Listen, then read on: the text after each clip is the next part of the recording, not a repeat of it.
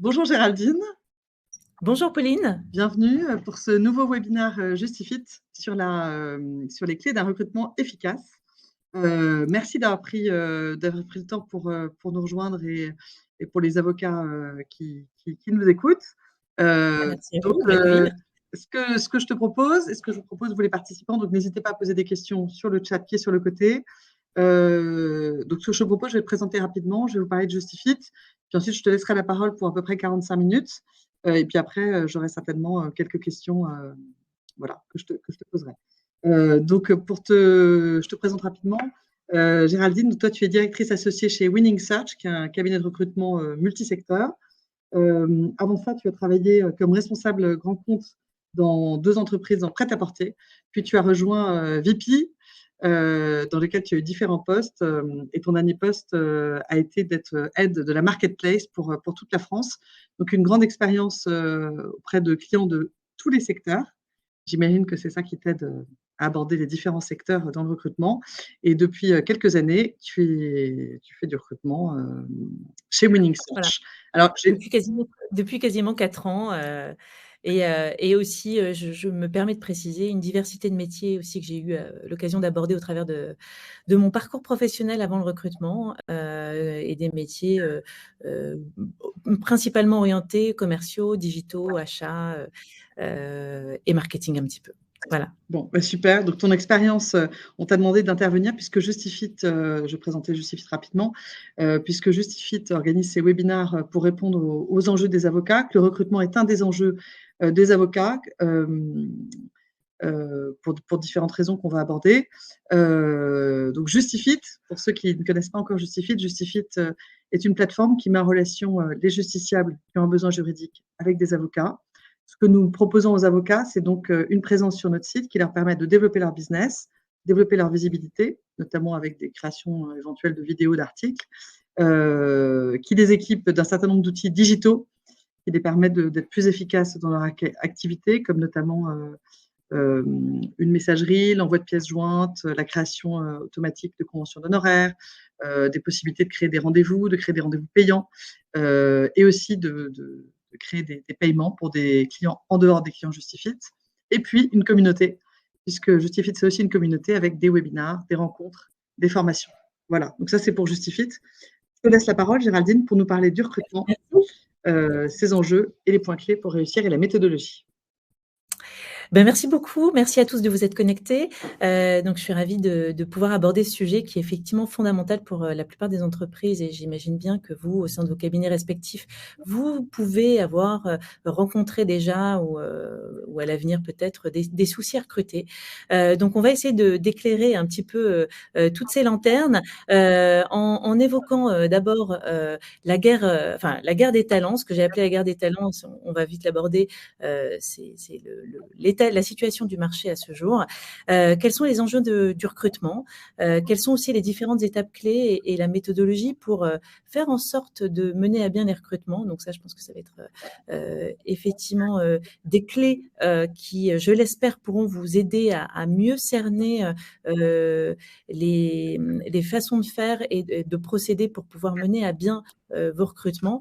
Les conseils pour éviter l'erreur de casting. Et puis après, si vous avez des questions, n'hésitez pas à les poser sur le chat et je me ferai un plaisir d'y répondre à l'issue de cette présentation ou ultérieurement par mail, aucun souci. Alors d'abord, nous avons la chance en France d'avoir un taux de chômage qui est relativement faible puisque nous sommes à 7% de chômage, de taux de chômage et 4% de taux de chômage pour la population cadre, ce qui est effectivement donc très faible et ce qui rend le marché extrêmement tendu pour les recruteurs et très dynamique pour les candidats. Donc on est dans une situation de marché où le rapport de force est inversé. C'est-à-dire qu'il fut encore un certain temps où les candidats, entre guillemets, étaient vraiment à l'affût des postes. Aujourd'hui, ce n'est plus le cas. Ce sont les recruteurs, clairement, les entreprises qui cherchent assez désespérément les perles pour venir compléter leurs équipes. Et si on fait un focus un petit peu sur le secteur juridique, je me suis permis d'aller creuser un petit peu les statistiques que j'ai pu trouver sur différents supports. Et effectivement, en 2020, bon, il y a eu le Covid. Donc, évidemment, on a eu un volume d'offres sur le secteur juridique qui a fortement baissé, en baisse de 30% environ par rapport à 2019. Et puis, comme on a pu le constater d'ailleurs sur pas mal de marchés, en 2021, le marché a repris, étonnamment, de manière assez dynamique. 2021, donc belle reprise. 2022, très forte reprise, très franche reprise, et début 2023 également. Donc, c'est plutôt une bonne nouvelle parce que notamment en 2022, on est revenu sur un trend qui était supérieur. Je parle du secteur juridique, hein, en termes de nombre d'offres à proposer sur le marché par rapport à 2019, donc par rapport à l'avant-Covid. Et pour autant, ce qui pourrait être une très belle nouvelle rend le sujet complexe puisque en face de ça, on a moins de candidats et les candidats sont plus exigeants. Donc, on est vraiment dans une guerre des talents. Et donc, ça va être tout l'enjeu pour vous, comme pour d'ailleurs tous les autres secteurs. Hein, globalement, tous les secteurs sont assez confrontés à cette difficulté de trouver les candidats de manière assez facile. Alors moi, ce que je vous propose, d'évoquer ensemble les enjeux du recrutement. Donc, je dirais que le principal enjeu, d'abord, c'est l'enjeu business, puisqu'évidemment, quand vous menez un recrutement, c'est pour, à minima, pérenniser votre business et au mieux, aller développer votre activité. Donc, effectivement, vous avez un enjeu de chiffre d'affaires. Quand vous voulez renforcer vos équipes. Et donc, vous êtes, je dirais, extrêmement, enfin, il est stratégique pour vous d'aller recruter pour développer votre business. Donc ça me paraît être l'enjeu crucial. Par ailleurs, le deuxième enjeu, c'est de faire le bon choix. Dans un marché dynamique qui est tendu, faire le bon choix, c'est difficile parce qu'on a moins de candidats, on a une pénurie de talents, vous êtes très confrontés à ça. Et par ailleurs, on a des candidats qui sont plus exigeants et on peut aussi parfois, comment dirais-je,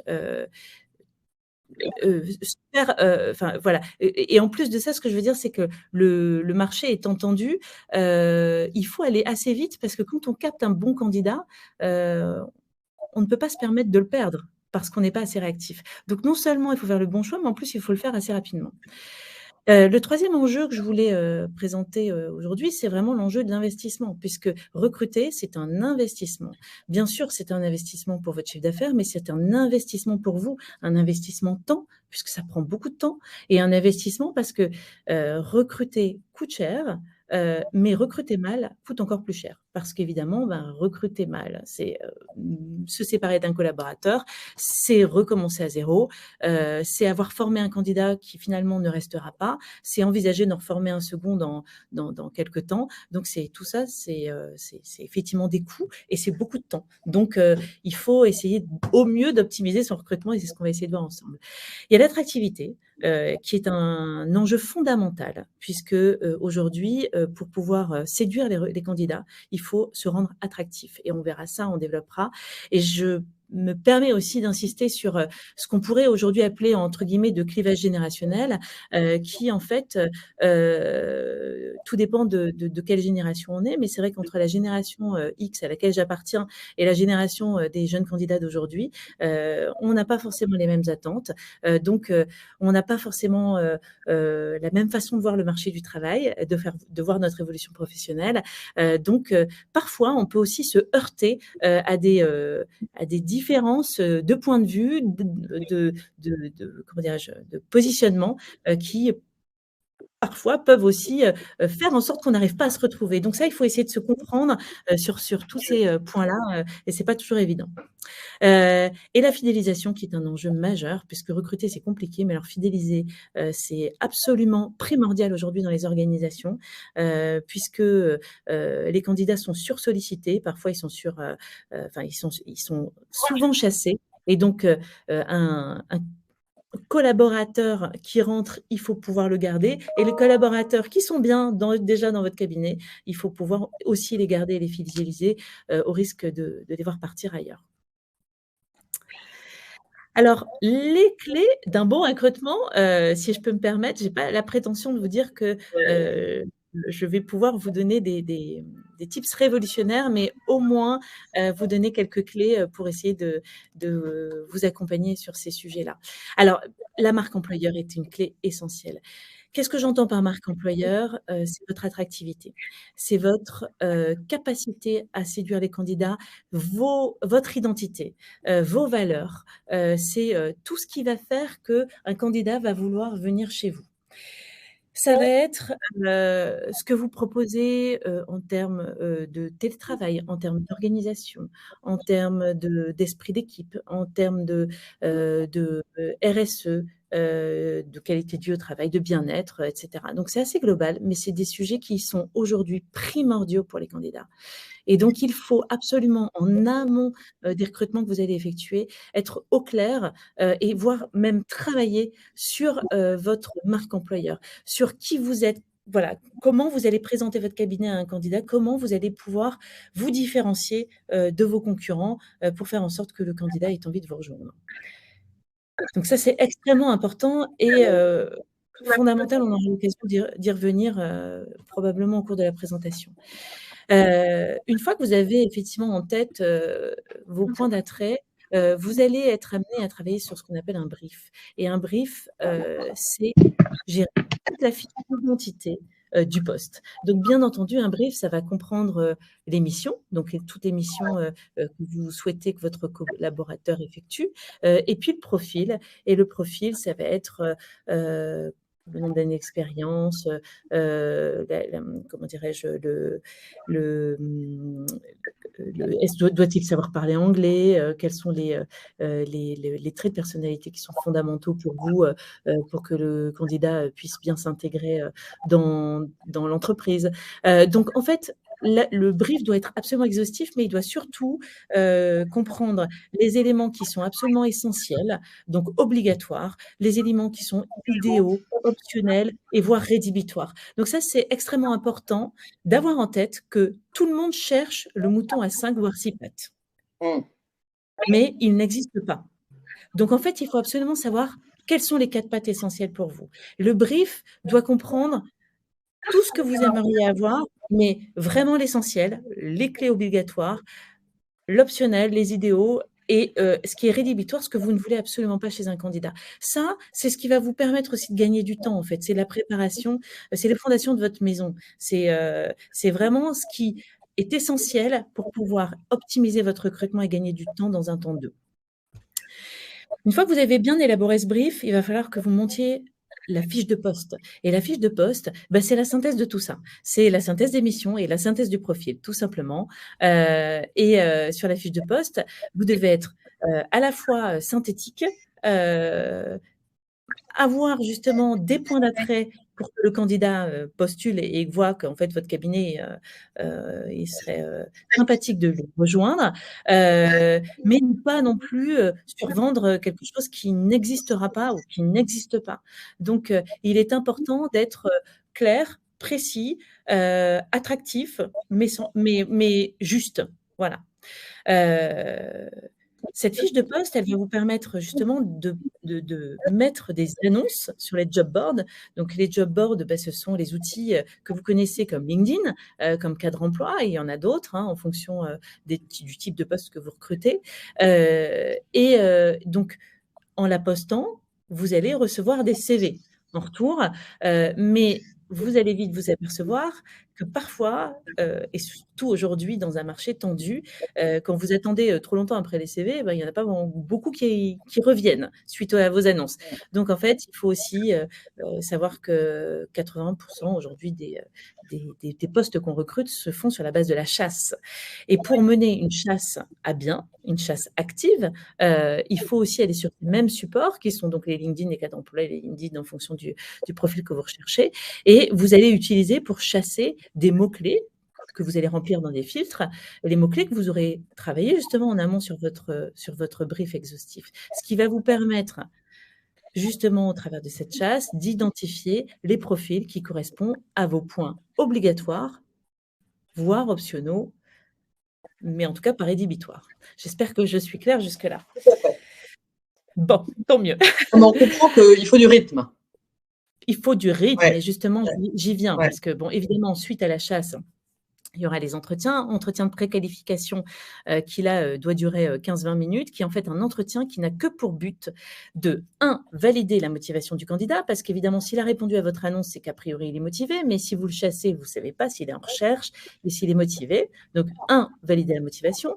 2, valider les critères absolument obligatoires que vous aurez définis dans votre brief. Donc, ça, c'est important. Et 3, valider aussi le package pour savoir si vous êtes aligné avec ce que le candidat attend. Parce que c'est sûr que dans le brief, il faudra aussi réfléchir au package que vous serez à même de proposer au candidat. Donc ça, c'est un entretien qui doit durer 15-20 minutes au téléphone suite au CV que vous aurez sélectionné sur l'étape précédente. Et tout ça, effectivement, Pauline, merci de l'avoir précisé, ça prend un peu de temps. Ça nécessite du rythme parce que les candidats sont sursollicités, donc il faut y aller, quoi. Hein, donc, et je dirais que le temps du candidat n'est pas le temps du recruteur, parce que le recruteur, en général, en 2020, il a mis 8 semaines pour recruter un candidat, 11 semaines en 2021 et à mon avis, plutôt 15 semaines en 2022. Donc, enfin, en fait, 2021, 2022, 2023, pardonnez-moi, j'ai tout décalé d'une année, mais 2021, 8 semaines, 2022, 11 semaines, 2023, plutôt 15 semaines hein, en général. Donc, vraiment, ça veut dire qu'il faut optimiser les étapes. On peut aussi aller plus vite, mais honnêtement, considérer que ça prend du temps de recruter. Hein. Alors, je me suis dit que ça serait quand même intéressant qu'on se fasse un petit focus sur le CV parce que c'est quand même un des éléments clés pour pouvoir choisir son candidat. Ouais. Le CV, en fait, ce qu'il faut, c'est regarder le fond et la forme. Hyper important, les deux sont très révélateurs de la personnalité du candidat. Alors, la forme, si je commence par ça, elle doit tenir sur 1 ou 2 pages et elle doit être propre. Elle doit être structurée, elle doit être lisible. Ça veut dire qu'il faudrait que, idéalement, en 40 secondes, vous puissiez retirer l'essentiel du CV. Donc, s'il y a des fautes d'orthographe, ce n'est pas possible. Si la présentation entre une expérience et la seconde n'est pas la même, ben, c'est que ça dénote quand même d'un manque d'organisation, de structure du candidat. Donc, en fait, rien qu'à la forme, vous pouvez déjà voir beaucoup de choses. Et puis, évidemment, le fond est crucial, puisque le fond, ben, c'est évidemment là où vous allez valider que le candidat a la bonne expérience, que les expériences semblent être pertinentes. Je dis bien semblent, parce que ce n'est que ce que le candidat écrit, il faudra le vérifier. Et puis, c'est aussi, vous allez pouvoir évidemment valider le socle d'apprentissage au travers des études. Et ce qui était important aussi, c'est de regarder, on espère que le candidat aura mis ces éléments, tout ce qui est extra-professionnel, qui est très révélateur de la personnalité d'un candidat.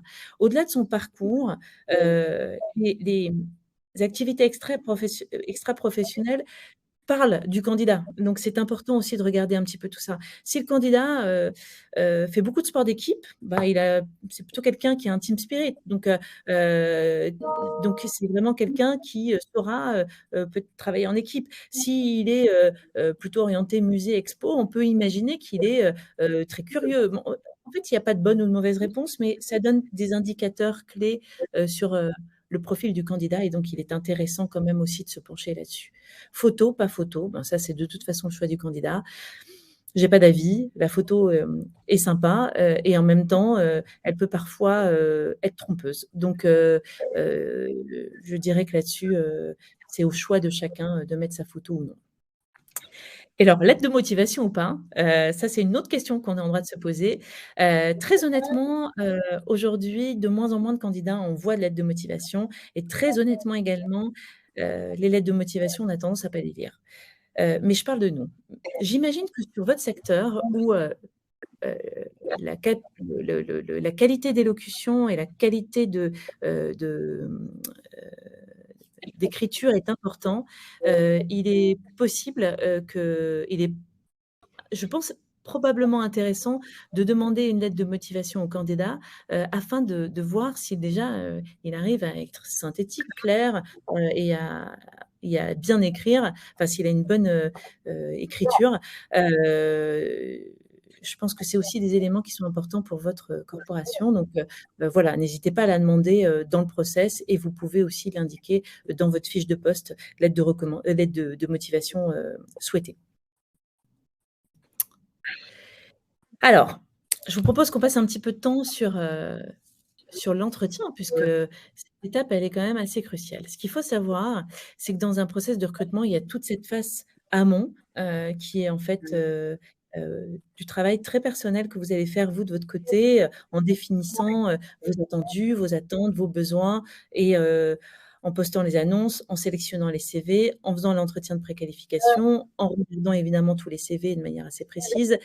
Mais arrive le temps où vous allez, être face au candidat, où vous allez avoir pris un rendez-vous avec le candidat et vous allez devoir avoir 1 heure pour valider si le candidat, peut ou non, je dirais, vous correspondre. Souvent, on fait 3 entretiens d'1 heure, mais évidemment, en fonction de la taille de votre cabinet, il est possible que vous ne souhaitiez faire qu'1, voire 2 entretiens, auquel cas, ça sera 2 fois 1 heure ou 1 fois 1 heure. Donc ça va vite. Donc, le premier conseil que je vais me permettre de vous donner, c'est de prendre le temps, pour cet échange.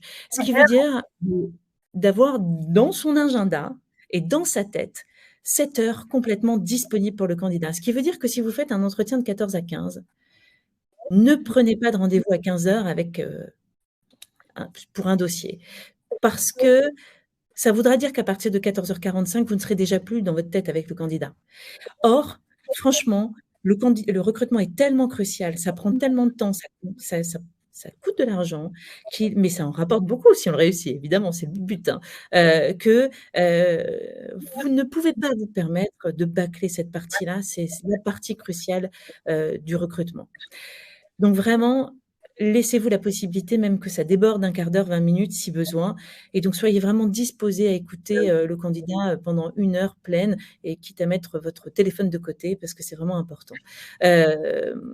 Cette heure, elle est pleinement consacrée au candidat et c'est un échange. Cette heure va servir à vous séduire mutuellement.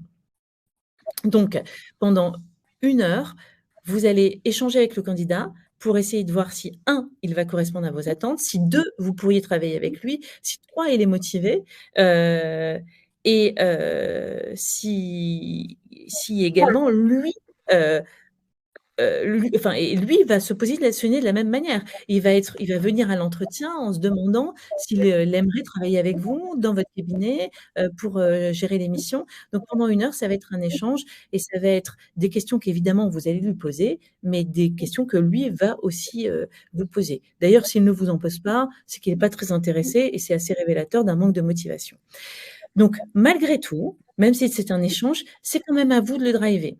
Donc pour, vous assurer, d'optimiser votre temps et de respecter les délais que vous êtes impartis sur cet entretien, vous allez, driver l'entretien, recentrer le candidat si vous sentez que quand même il se disperse, de telle sorte qu'à l'issue de cette heure-là, vous ayez l'impression quand même d'avoir fait le tour du sujet.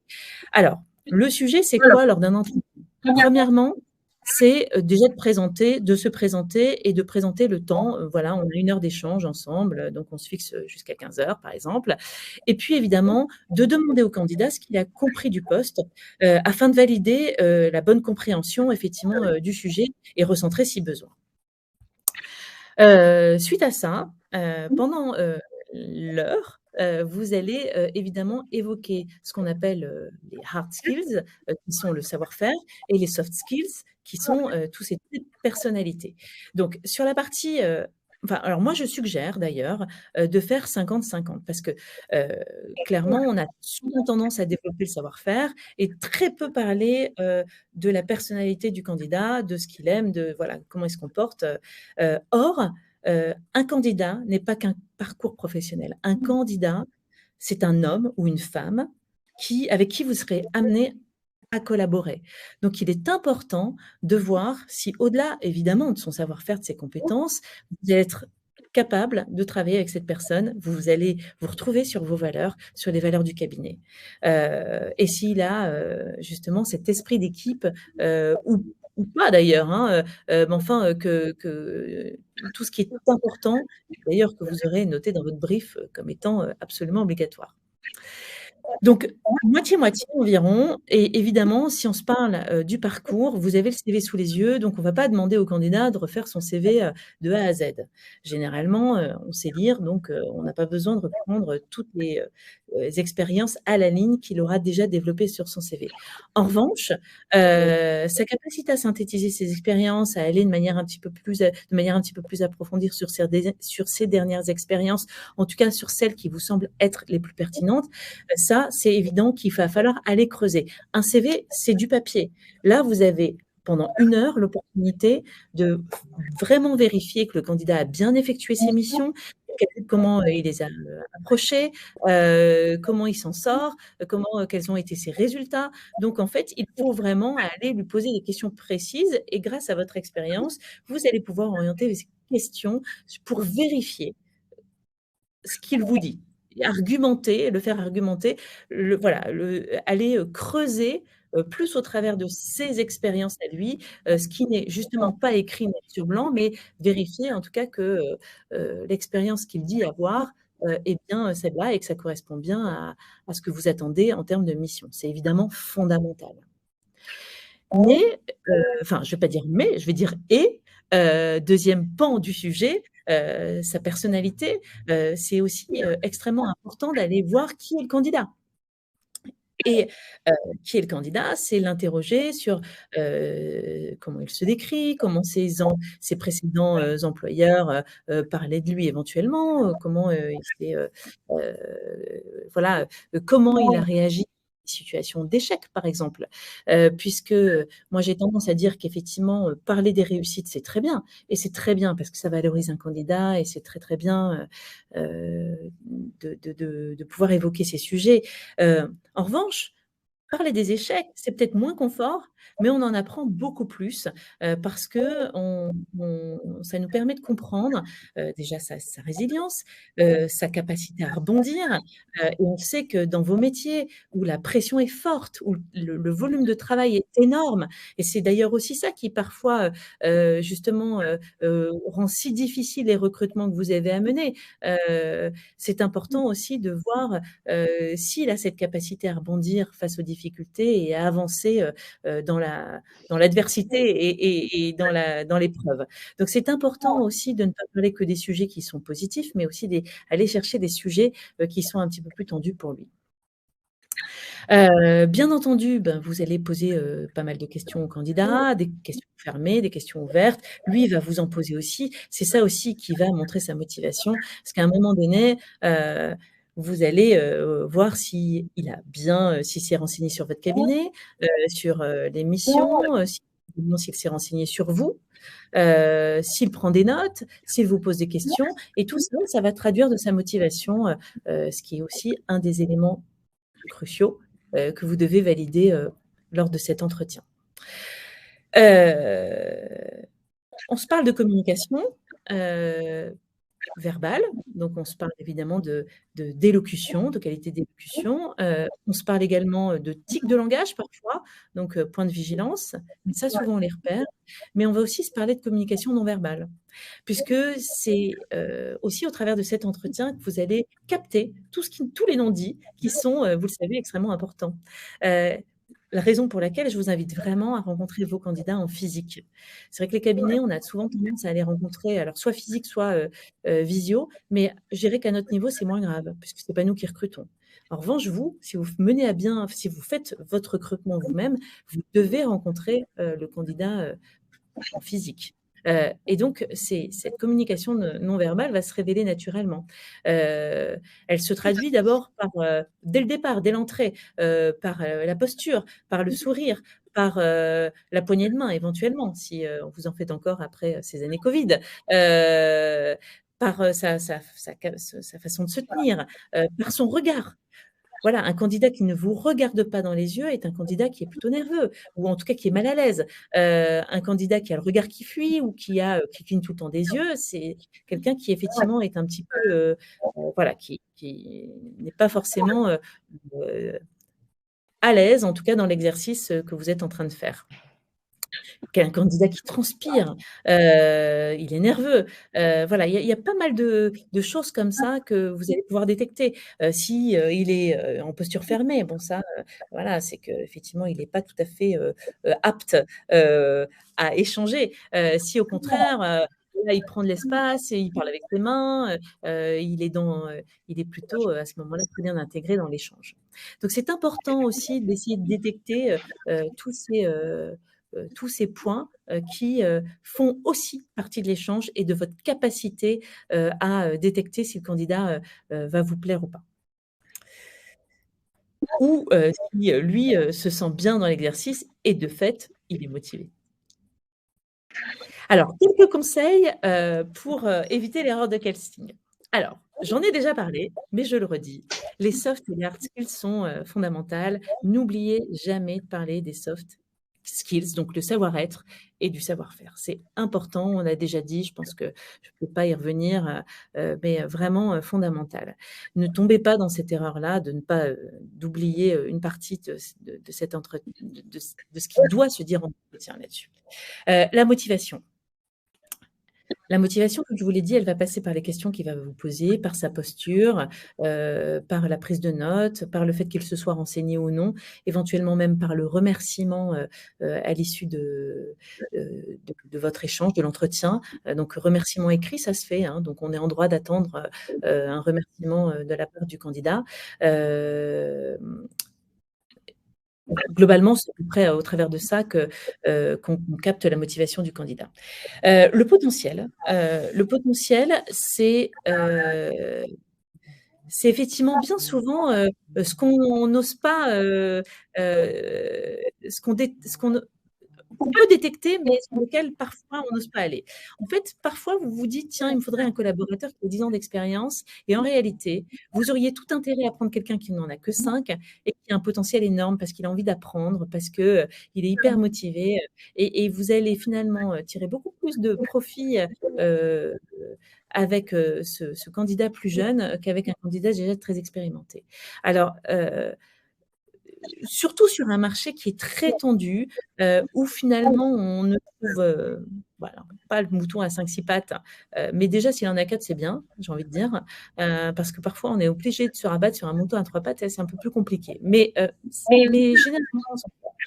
Heu, donc au-delà d'évaluer les risques de ne pas prendre un candidat parce qu'il n'a pas, la 5e patte, évaluer les opportunités. C'est important, de vous dire que, dans un marché tendu, ben, parfois il faut, je dirais, savoir faire quelques concessions, mais, des concessions choisies évidemment, pour pouvoir, s'assurer que le candidat fera quand même, l'affaire par rapport aux missions que vous avez à lui confier. Heu Le potentiel, c'est aussi ne pas mettre, des candidats dans des cases. C'est vrai que tout à l'heure, je vous parlais en amont du clivage générationnel, j'en ai pas énormément parlé, mais il y a pas mal de, comment dirais-je? De critères aujourd'hui, qui sont extrêmement importants pour la jeune génération et d'ailleurs même pour, certains qui ne sont plus de la jeune pas de la jeune génération, qui sont des critères qui sont des critères de bien-être, dans l'entreprise. Aujourd'hui, les candidats, ils ont envie de bien-être. Alors c'est sûr que dans votre corporation, on travaille beaucoup, beaucoup, beaucoup, et pour autant, on est quand même en droit d'exiger, une qualité de vie au travail, une bonne ambiance et c'est ce qu'aujourd'hui les jeunes recherchent, du télétravail potentiellement. Alors ne pas se dire qu'un candidat qui, souhaite du télétravail est un fainéant, parce qu'en fait on passe à côté du sujet. Aujourd'hui c'est rentré dans les mœurs et c'est vrai que parfois, on se dit: «C'est pas possible» et pourtant sûrement ça l'est quand même et que ça nous permettrait de capter des candidats, qui sont bien, mais qu'on aurait peut-être tendance, à mettre de côté dès le départ parce qu'en fait, on ne se retrouve pas sur ces valeurs qui sont aujourd'hui quand même fondamentales pour, la jeune génération. Je me permets de dire ça parce que je le vois au quotidien dans mon activité professionnelle. Ou au quotidien, j'entends des sociétés qui me disent: «Oui, mais non, aujourd'hui, il y a pas de raison que, je propose du télétravail», et cetera. Bon, il y a effectivement certains métiers qui ne s'y prêtent pas, mais on est dans une ère qui évolue vite, avec, ces sujets qui sont aujourd'hui sur le devant de la scène et qui sont inévitables et qui même font partie, de l'entretien de pré-qualif parce que c'est des sujets qui sont abordés très rapidement dans l'échange parce qu'ils sont rédhibitoires aujourd'hui pour les candidats des jeunes générations. Donc, c'est important de l'avoir en tête et de ne pas mettre de côté des candidats qui pourraient être des candidats de valeur juste sur ces sujets-là. Soyez au clair sur ce que vous pouvez proposer, ce que vous souhaitez proposer aux candidats et soyez effectivement ensuite alignés avec vos besoins et si vous ne pouvez pas, dites-le dès le départ et voilà, il n'y a pas de sujet. Les prises de référence, importantes parce que vous avez eu un CV sous les yeux, très bien. Vous avez échangé pendant 1 heure, voire 2 fois 1 heure avec un candidat, parfait. Mais la confiance n'exclut pas le contrôle. Et effectivement, il est important de pouvoir avoir quelques références pour valider votre recrutement. Donc ça, c'est important de demander aux candidats les coordonnées de ses anciens employeurs, s'il y en a, ou des collaborateurs avec lesquels ils travaillaient pour essayer de voir si vous avez des échos positifs à l'égard de ces candidats ou pas. Pour vos métiers aussi, qui sont des métiers qui sont comment dirais-je, très visible. Vous pouvez aussi aller vérifier sur les réseaux sociaux comment apparaissent vos candidats pour voir si l'image qu'ils dévoilent au travers des réseaux sociaux est en cohérence avec celle que vous souhaitez avoir au sein de votre cabinet. Et puis, il y a tous les outils complémentaires sur lesquels vous pouvez vous appuyer, qui peuvent vous aider à éviter l'erreur de casting. C'est les outils qui sont bien sûr toutes les plateformes dont j'ai parlé tout à l'heure, mais ça peut être aussi des tests en tout genre, de personnalité, de comportement, de motivation, des tests d'anglais, des tests voilà, divers et variés en fonction des métiers. Et des tests d'Excel potentiellement, puisque effectivement, il ne s'agit pas forcément de recruter que des avocats, mais peut-être des office managers ou des comptables. Ou, voilà. Donc, important de savoir que tous ces tests existent. En revanche, c'est vrai qu'ils sont payants. En revanche, c'est vrai aussi qu'il faut savoir les analyser et que c'est pas forcément évident systématiquement d'analyser des tests de comportement, de motivation, puisque on est confronté à des critères qui sont subjectifs et qui en fait, en fonction du curseur du candidat, enfin du curseur de sa personnalité, on va avoir un candidat qui va être plus ou moins structuré. Et c'est pas parce qu'il est moins structuré qu'en fait, il ne l'est pas du tout. Donc, il faut quand même savoir lire ces tests. Ça prend un peu de temps, mais ça existe et c'est important de savoir que ça existe. J'ai une question, j'ai arrêté, mais j'en ai d'autres, mais en fait, je me dis que je vais te les poser au fur et à mesure. La prise de référence, est-ce qu'on ne prend pas le risque quand on prend des références on prend aucun risque parce qu'en fait, on va toujours entendre des choses positives. Je ne pense pas qu'un candidat donne le nom de quelqu'un qui ne sera pas positif. Est-ce qu'on peut prendre des références auprès de gens que le candidat ne nous a pas indiqués? Bien sûr. Vous pouvez tout à fait prendre des références auprès de gens que le candidat ne vous a pas indiqués, puisque grâce à votre réseau, vous avez la possibilité, effectivement, de contacter des personnes l'ayant côtoyé. Donc évidemment, c'est hyper important. Si vous pouvez le faire, c'est même mieux. Mais par expérience, je peux te dire que moi, j'ai déjà pris des références auprès d'anciens employeurs qui ne m'ont pas dit que du bien des candidats en question, parce que bon, c'est sûr que les prises de référence, elles sont plus ou moins faciles. Si le candidat, c'est sa première expérience, ça sera difficile de prendre des références. Si le candidat, c'est sa seconde expérience, enfin, ce sera sa seconde expérience, c'est difficile d'aller contacter son employeur actuel. Donc, pas toujours aisé d'être dans cet exercice-là. Mais en revanche, c'est vrai que vous êtes en droit de lui demander des références qui datent d'il y a plus longtemps sur des postes que vous choisissez, c'est-à-dire le manager de l'époque et le manager en question peut ne pas avoir pleinement apprécié la collaboration avec son collaborateur. Voilà, vous n'êtes pas obligé de lui dire donnez-moi des noms, point barre. Non, l'idée c'est de demander des noms précis, le manager, un collaborateur sur ce sujet-là, etc. Ce qui permet déjà d'être un petit peu plus objectif sur les noms qu'on va avoir. Ok. Ok, c'est clair pour vous? Et j'ai une autre question par rapport au slide d'avant sur la séduction. C'est vrai que hier, j'ai vu un avocat qui avait un gros enjeu de recrutement, puisqu'il me disait qu'il n'arrivait pas à séduire des collaborateurs qui n'étaient pas séduits par les grosses structures. Qui, pardon? N'étaient pas séduits. Les collaborateurs n'étaient pas séduits par l'idée d'être dans une grosse structure, quand tu parlais de ce décalage de génération. Et donc lui, il disait que pour les attirer, il était obligé, pas de mettre un baby-foot comme dans les startups, mais voilà, de faire des team building. Enfin, lui, il me racontait ça, qu'il faisait des team building 4 fois par an. Ils ont des t-shirts avec le logo. Il y a du coca à volonté. Enfin, voilà, plein de choses qui n'étaient pas forcément dans des cabinets d'avocats, je pense, il y a 10 ans. Voilà, mais qu'il fallait mettre en place. Tout à fait, ouais. Alors c'est tout à fait le sujet, ça peut paraître étonnant parce qu'effectivement, c'était pas du tout les codes d'avant, mais de plus en plus pour attirer les jeunes collaborateurs, c'est ça. Alors après, il faut pas tomber dans l'excès, c'est-à-dire qu'on n'est pas là pour, passer, la moitié de son temps à jouer au baby-foot, hein, c'est pas du tout le sujet. Mais en revanche, animer ces équipes, déjà ne serait-ce qu'animer professionnellement ces équipes, c'est-à-dire, avoir, des moments d'échange qui peuvent être, en dehors du cabinet, donc des séminaires, professionnels, des webinars, des formations. Voilà, les formations, c'est vrai, je n'en ai pas parlé, mais les formations, c'est aussi un point d'attractivité du cabinet, si le cabinet en propose. Donc, tous ces sujets-là sont fondamentaux. Et effectivement, comme les candidats sont très sollicités, pourquoi aller chez vous plutôt qu'un autre? Si un autre vous propose une qualité de vie bien meilleure, ou en tout cas un baby-foot, par exemple, je ne suis pas sûre que ce soit effectivement le sujet particulier, mais dans l'idée, alors potentiellement il ira ailleurs. Mais sans aller dans ces excès-là, en tout cas, travaillez vos points d'attractivité, vos points différenciants. Vous êtes un gros cabinet. Bon, mais ça ne plaît pas à tout le monde, ok.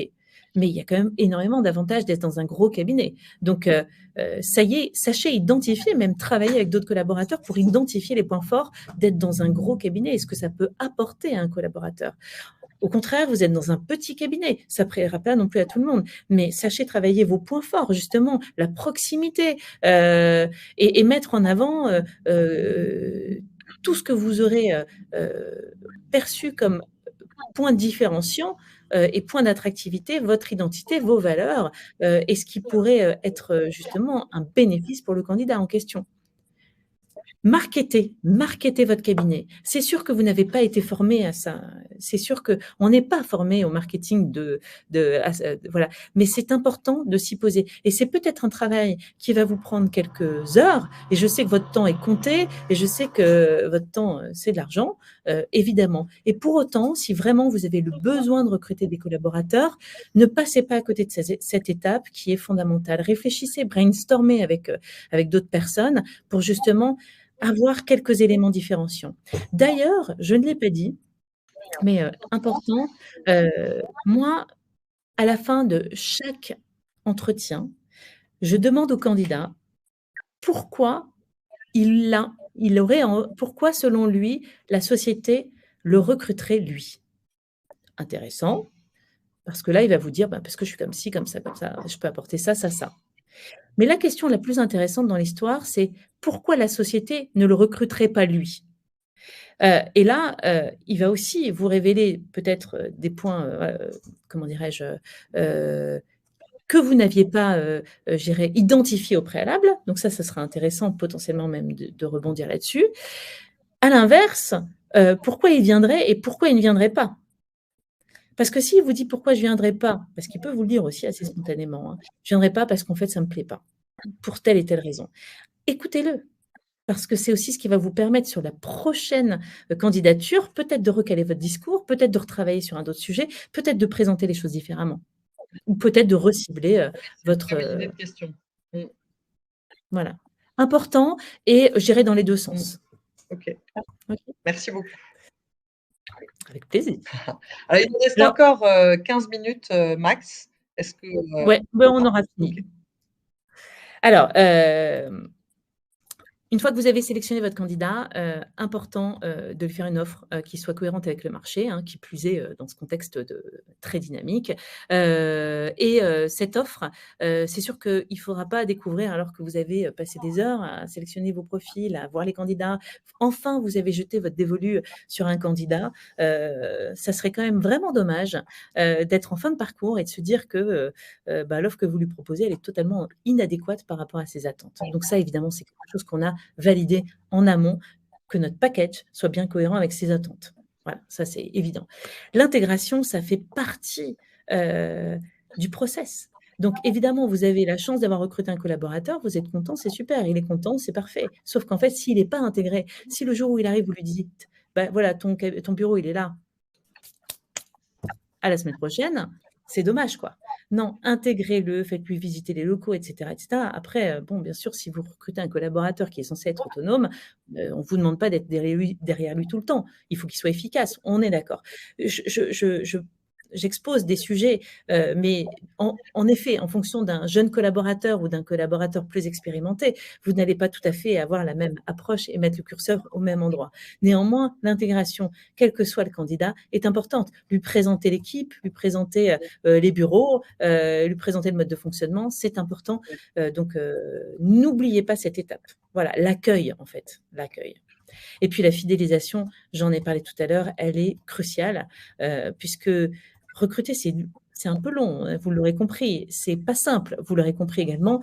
Donc, faites en sorte que les collaborateurs que vous avez recrutés restent chez vous, quoi. Et ça, c'est ce que tu viens de dire, Pauline, c'est aussi le team spirit, c'est l'animation, on travaille beaucoup. Les avocats travaillent beaucoup, j'ai bien conscience de tout ça. Et en plus, vous êtes souvent sur votre marché concurrencés par des entreprises qui vont aller capter vos mêmes candidats pour leur proposer des postes de juristes qui sont plutôt moins prestigieux mais mieux rémunérés.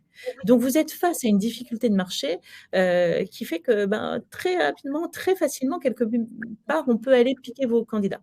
Donc, c'est vraiment important de fidéliser vos collaborateurs aujourd'hui. Alors, vous l'avez compris, bien recruter, c'est essentiel. Fidéliser vos collaborateurs, c'est primordial. Je dirais qu'au-delà de tout ça, c'est évident que aujourd'hui, vous êtes avocat.